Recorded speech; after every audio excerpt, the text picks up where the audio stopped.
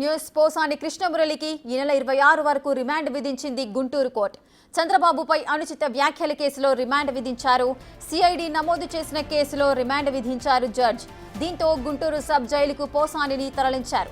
Section 196, 353, W299, 336, 341 sub class 3, 61 sub class A కింద పోసానికి remand విధించారు. అంతకుముందు గుంటూరులో జడ్జి సమక్షంలో నటుడు పోసాని కృష్ణమురళి కన్నీరు పెట్టుకున్నారు. తప్పు చేస్తే నరికేయాలని అన్నారు. తన ఆరోగ్య పరిస్థితి బాలేదని, తనకు 2 ఆపరేషన్లు జరగ్గా స్టంట్లు వేశారని చెప్పారు. తనకు భార్యా బిడ్డలున్నారని వాపోయారు. 2 రోజుల్లో బెయిల్ రాకపోతే ఆత్మహత్యే శరణ్యమని వ్యాఖ్యానించారు.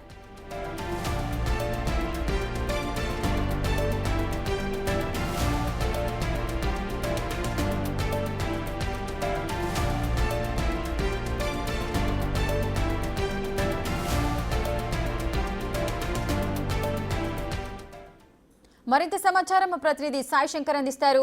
సాయి శంకర్, పోసాని కృష్ణమురళి ఇంత కుంగుబాటుకు గల కారణాలేంటి? ఒకవేళ బెయిల్ రాకపోతే ఆత్మహత్య శరణ్యం అంటున్నారు. అసలు ఏం జరిగింది? పూర్తి డీటెయిల్స్ ఏంటి?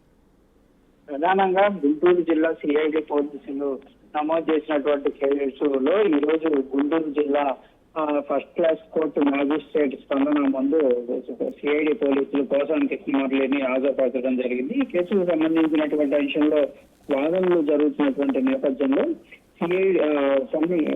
పోసాని తరఫు పొన్నవల్లి సుధాకర్ రెడ్డి వాదనలు వినిపించడం జరిగింది. పొన్నవల్లి సుధాకర్ రెడ్డి వాదనలు వినిపిస్తున్నటువంటి సమయంలో పోసాని కృష్ణమురళి కొంత అక్కడ జడ్జి ముందు కూడా తాను రకంగా తనకు సంబంధించినటువంటి కేసులకు సంబంధించినటువంటి అంశాలు తీవ్రమైనటువంటి ఇబ్బందులు పడుతున్నారంటూ కూడా ఆవేదన వ్యక్తం చేయడం జరిగింది.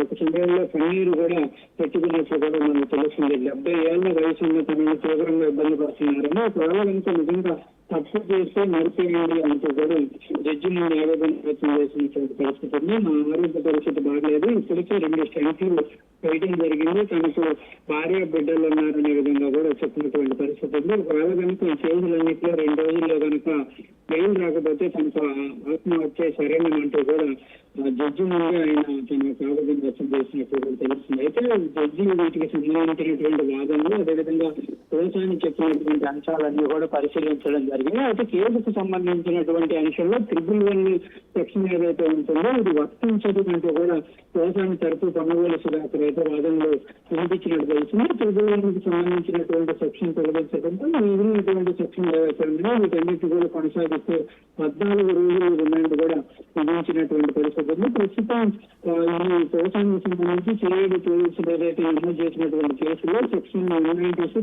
353, 298, 336, 374 సంవత్సరం 61A కింద కూడా పోసాని కృష్ణమురళిని రిమాండ్ చేశారు. 14 రోజులు రిమాండ్ విధించడంతో గుంటూరు జిల్లా జైలుకు తరలించడం జరిగింది. అయితే ఇప్పటికే ఈ కేసుకు సంబంధించి ఈ సెక్షన్లన్నీ కూడా బెయిల్ సెక్షన్ అవడంతో బెయిల్ కూడా మూవ్ చేసినట్టు కూడా పొన్నవల్లి సుధాకర్ తెలపడం జరిగింది. రేపు దీనికి సంబంధించి గుంటూరు జిల్లా కోర్టులో వాదనలు అయితే జరిగే అవకాశాలు ఉన్నాయి. బెయిల్ ఇస్తారో లేకపోతే బెయిల్ తెలుసుకునే అవకాశం ఉంది అనేది రేపు తెలిసేటటువంటి అవకాశాలు కనిపిస్తుంది.